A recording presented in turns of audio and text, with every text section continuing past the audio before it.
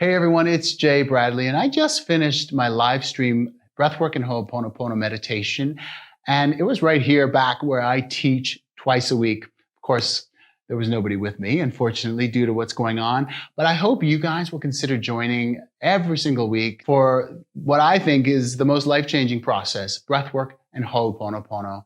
And I'm also super grateful to Liberate for providing this space and sharing more of this healing work online for you, especially now during this time of quarantine. So if you'd also like to donate to Liberate, please go to liberateyourself.com and let us know what you need. Let us know. We're here for you. I know it's a difficult time, and it's exciting for us to be able to help share the healing, not just for you, but for the world. So hope to see you soon. Hi, this is Cristina Dam, and this is Liberate the Podcast, where we educate, motivate, inspire, and liberate your consciousness.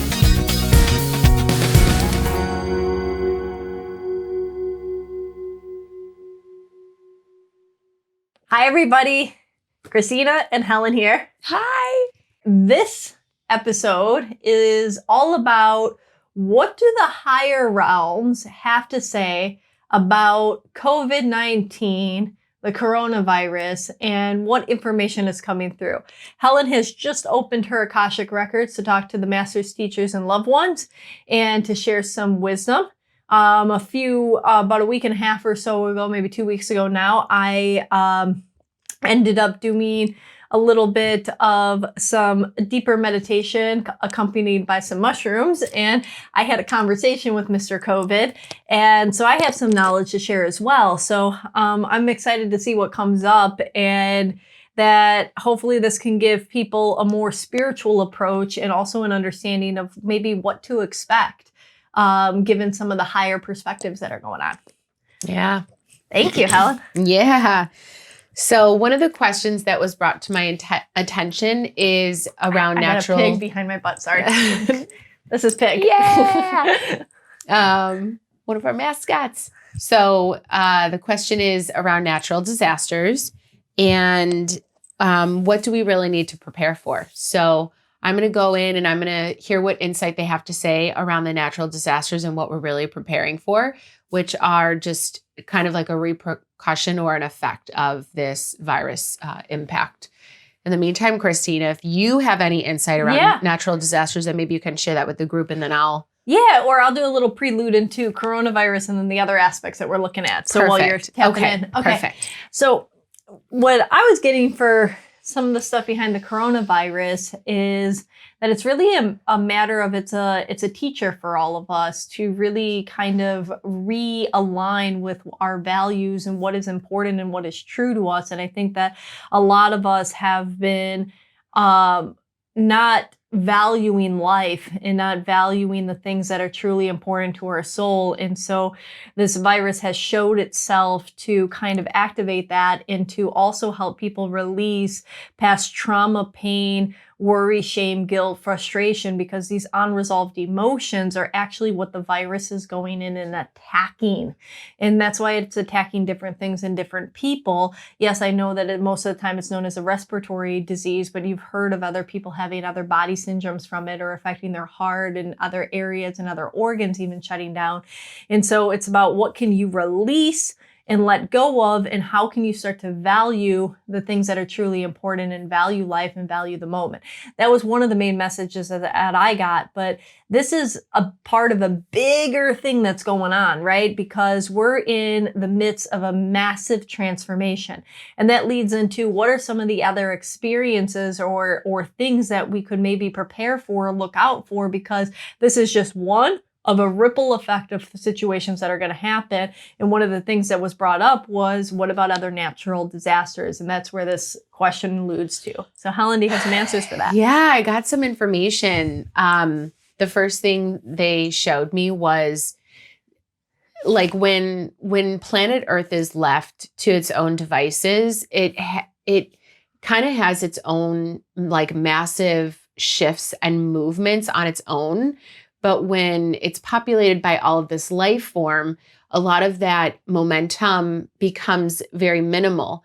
And so now with human beings like being safer at home and, not really being social, the planet itself is basically starting to, there's like a momentum and an energy that's starting to build. And I just started to see, first of all, I saw water being affected and like bigger waves. And so we might see some things happening with bodies of water. And then I started to feel connected to those waves is it was like happening on a deeper level in the earth, and that how that is happening at a deeper level is also like impacting land. Another thing that they showed me was, if anyone is familiar with The Cosmos, the TV series, the way Carl Siegel. Yes. Oh my gosh. And then also Neil Tyson deGrasse. Oh yeah. He did the remake. Yeah. So both of them. But what I saw was how the continents have evolved just over like thousands of years, and how the continents really used to be attached, and that just like over time they like started to like slowly like separate. Well, what I was seeing around the continents was some more breaks, some more movement. And so just, how we kind of like know the continents, like that may not be the same in the next 10, 20 years. Interesting. Now, does this have anything to do with a magnetic pole shift? I was kind of like gathering that because I was trying to see what the root of it was. And it did have something, it has something to do with like the access point, which then I started to see had something to do with the poles. Okay. So for those that don't know, there's roughly in every 3,600 year cycle or so that they estimate roughly in that the 3,200 to 3,600 year cycle that our poles and our axes shift. And these shifts happen very abruptly, very fast, and to the point where, and these are different things. I can put some links down below and stuff like that for you guys to check out. But, they found that, for instance, like Antarctica was a very tropical climate at one point. And there's a lot of frozen animals that are coming out of that, and even frozen animals that have still vegetation in their stomach, like literally they just died. And then and so like when that body, and at times when people were the first like I forget what they're called, but people that make like maps and stuff like that.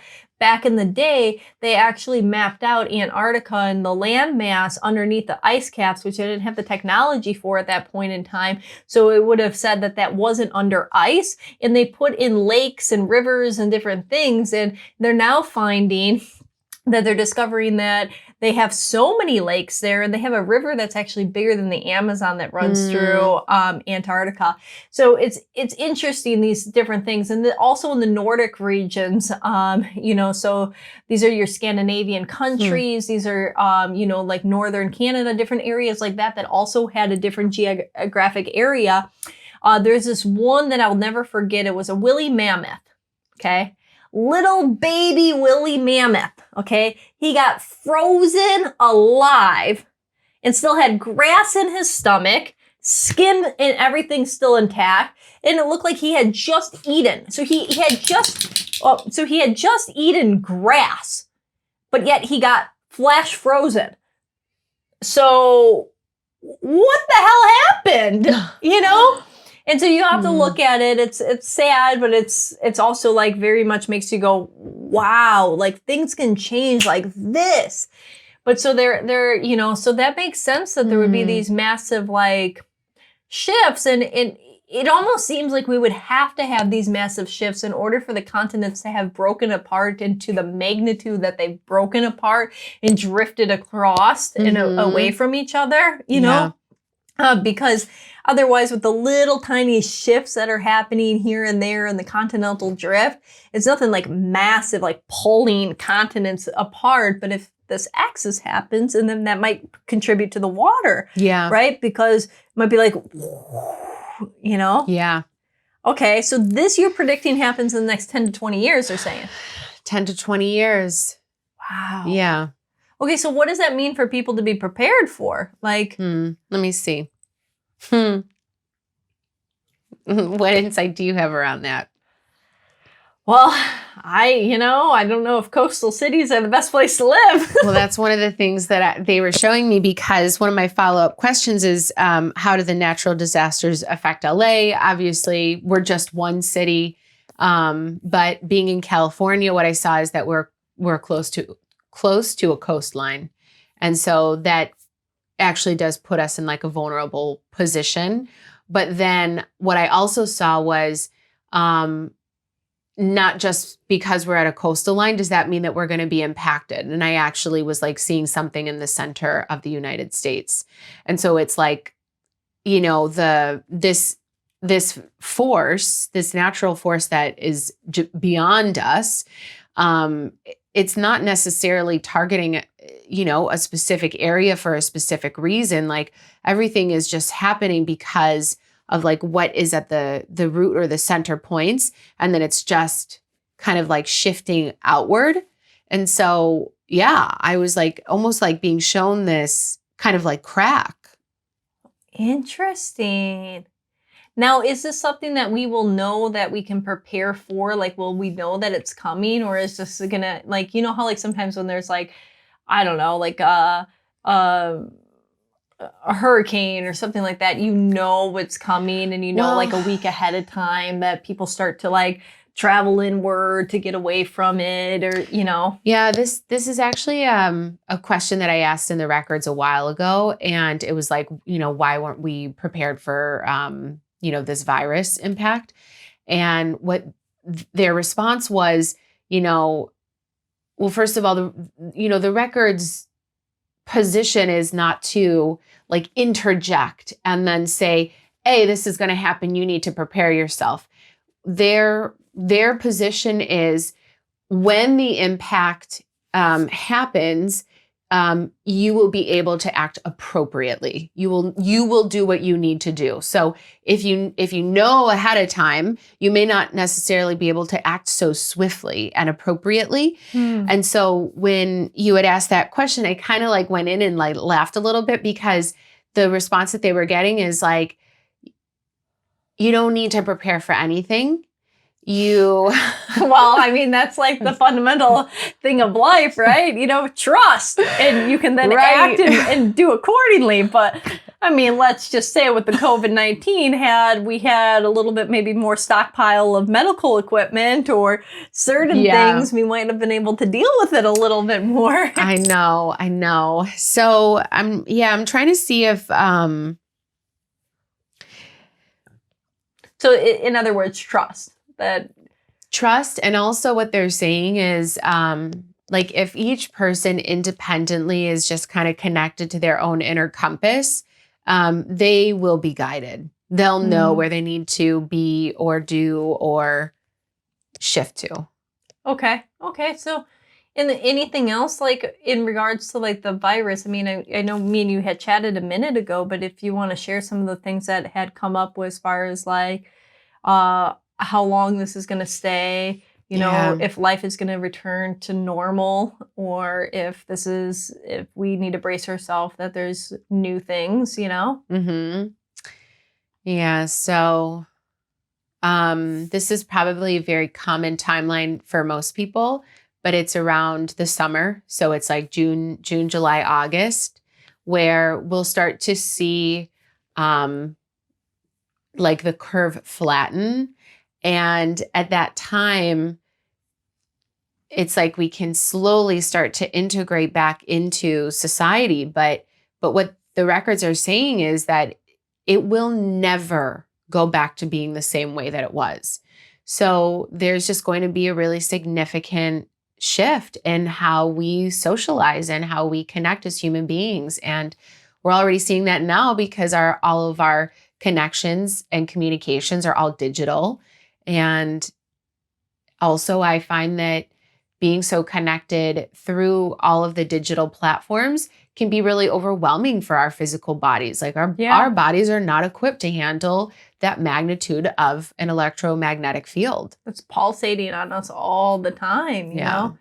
So when you say that it's not going to return to normal, like one of the things that I've always thought is that, always thought in the last like month, guys, it's always, but no, that it's been hard for me to kind of wrap my head around and thinking like logically, if this virus is here to kind of stay for a while, right? Which I don't see. I'm sorry, guys, to be the bearer of bad news, but I really don't see how this isn't here. They've already found over 14 mutations of this. Little background of, I'm not a scientist, even though I did study, biology in undergrad, but they're not, you're not going to, the flu virus is every 3 months about it mutates, right? So even if there is vaccinations that get done, you get the flu vaccine. One of the reasons why it's not that effective is by the time they engineer the vaccine to the time that the flu season actually comes around, it's already mutated a couple times. So that you might not be getting the same strand in your vaccination as the one that is actually in circulation, So that's one of the downfalls on that. This virus seems to be mutating in an even more rapid phase. They're saying like every 6 weeks or so, 5 to 6 weeks it mutates. And so and this is just what the science is showing right now. And so I don't know how we go back to not having this circulate, and the fact that it's in the massive dynamic of the population in over 171 different countries. It's really hit every tier of the globe, so that, and how quickly it can spread, that it only takes one person traveling or going to a group again to bring something back. And within a matter of a few weeks, the exponential growth creates a bomb explosion again.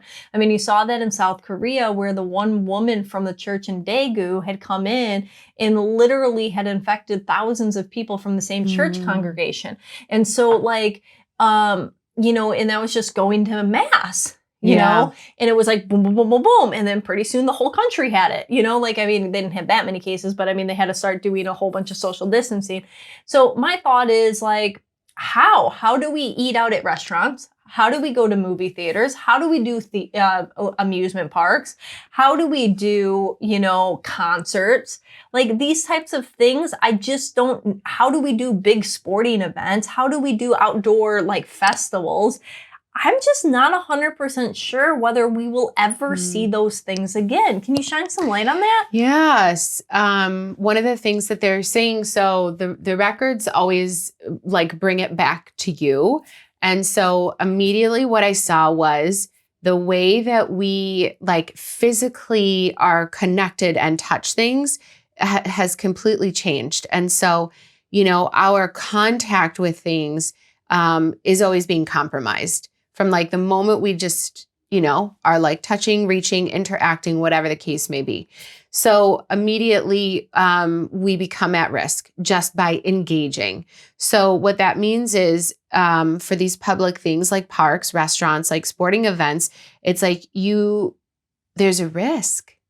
There is a risk that may not necessarily kill you, but that you could be infected. And then of course, however that is infected will have its own effects. Well, and then if you then socialize with your parents or anybody else that has a compromised immune system, it's like you run the risk of then getting them sick, right? And so it's like, especially with this asymptomatic stuff, So what they're showing me is a lot, which we're already feeling and familiar with, is that a lot of how we connect and communicate is really, it's being guided more towards this digital experience. And I know we're making digital content for you guys right now, but there's nothing like human touch. It's so weird. I went on a social distancing walk through the neighborhood with 2 friends yesterday. And, we're sitting there in our masks.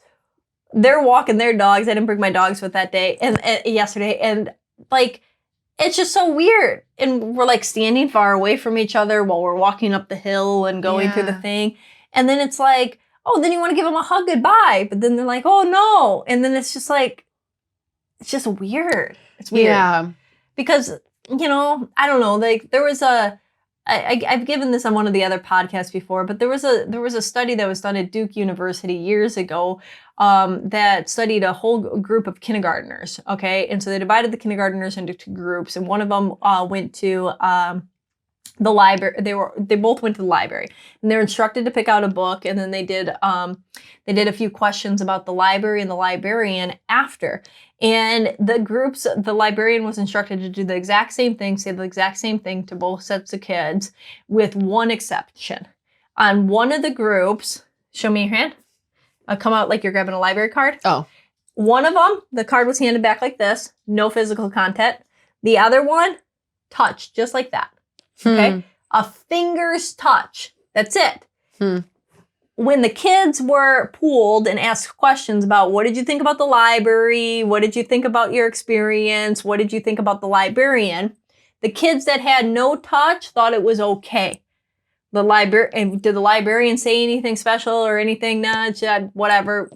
Normal. Okay. She said the same thing the same time, to both kids, The second group said, what did you think of the librarian? Oh, she was so nice. Did she say anything in particular? Oh, yeah, she had said, hi, have a nice day, this or that. Never said that. And what did you think of the library? They loved it. So their experience changed of not only the librarian, but the whole library by receiving a finger-size tap. That's how important human touch is. So I'm a little nervous of what this means from a psychological experience. Well, what's fascinating is we're going to have to find new ways of connection, physical connection and touch. And but I also think what is fascinating is if we are starting to see that the continents are going to be affected and pulled apart, it's actually what is already happening on a micro level. It's like human beings are being pulled apart from people. Now, do you have anything on is this going to massively affect our population? The disasters and the coronavirus, or one of them, both of them?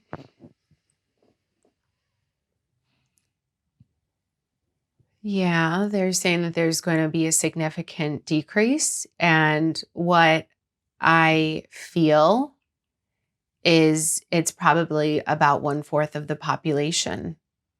Wow. Which, let's just put this into context, guys. I know that people are saying, a 5%, 4%, 6% mortality rate of this virus going around. And that's in the first go around, right?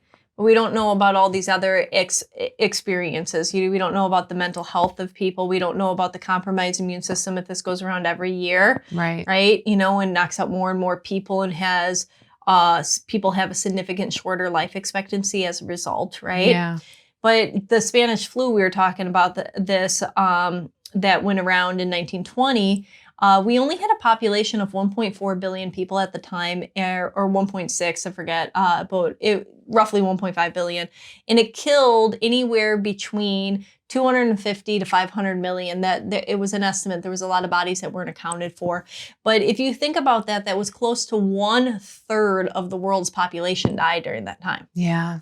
So if you put things into reference, 1/4 of the population, you might say that's mind blowing, but just 100 years ago, that's exactly what happened. And we lost 1/3 of the population. We lost 1/4 to 1/3 of the population, exactly 100 years ago. Yeah. 1920. And now we're in 2020. Yeah. Anything else that they say? I know that you got to get going, but. Well, it sounds like it's just about us all really taking care of ourselves and doing what we need to do so that we're safe, that we're grounded, we feel balanced, and that a lot of how we feel on the inside is how things will look on the outside. So on a bigger level, things are really displaced and chaotic, and at the same time, we also feel that way inside. But the more that we can find that center and grounding and balance, the things that look so imbalanced on the outside might actually just start to find they make a little bit more sense to you, Yeah, I mean, think about it. Everybody that's watching, life wasn't really working for us before. People were stressed. People were, we were depleting the earth of resources. Yeah. We're blasting bigger and bigger holes in our ozone, the pollution, the toxicity in our own health, and the amount of illnesses and ailments that people were developing. Like, there was so much that wasn't working. Stress and anxiety and depression were on a rise every single year. More and more percentage of the population suffered from some form of psychological dynamic, and it's like, what's going on? Like, we can't keep on living like that. And so if we look at this and say, okay, instead of the doom and gloom and the empowerment message that you just provided of like, look inside, empower yourself, ask yourself, because I did get that in the vibration of the virus as well, was if you raise your vibration, this virus does not impact you. It's like, if you heal those areas and you raise yourself up and you take care of yourself, you're having your vitamins, you're staying positive, your energy is staying grounded, that it's going to just whoosh right over you. Mm-hmm. But then you can also like have that energy to deal with everything else in life that's changing. Yeah. I don't think this is going to be bad, guys. I know that it sounds bad. It's change. But change does not mean bad. It means that it's going to be uncomfortable and we're going to go through a mourning grief process of the way that we used to. But if we keep on looking back over our shoulders at what used to be, and we get so attached to that, it's like kind of looking back over the shoulders at an old lover and like mourning them so much that you're forgetting that there's like this perfect person right in front of you. And it's like, until you're ready to cut that off, then you can engage in this new relationship that you might actually find to be a better relationship. But, so that this new life could be that better relationship. It could be this better experience. Yeah. Yeah. I guess that's the message. Looking forward, and even though things look so different, how we can find the beauty in what's in front of us. I love that. Thanks, Helen. Thanks, Cristina. Hey, you guys, I would love like questions. Put questions down here. Questions that you want to hear from the records, or from the or if I jump into meditation for the vibration of COVID-19. Put them down here. We'll do another one of these next week or so, and nail out a few more questions. We were a little pressed on time today, but I think that there's a lot more, and this is a good start. Yeah. So next week, put them down there. We'll answer them. We'll tap in. We'll see. And hopefully we'll just all get through this together and create a new earth. Yes. Thank you, Helen. Thank you, love Cristina. I love you. Bye, guys. Bye. If you enjoyed this conversation, like it, subscribe, and share it with your friends. If you want some more amazing resources on your path of liberation, head over to liberateyourself.com and sign up for our mailing list. Connect with us on Facebook, Instagram at Liberate Hollywood, all one word, or Liberate Emporium, all one word. Until next time, liberate yourself.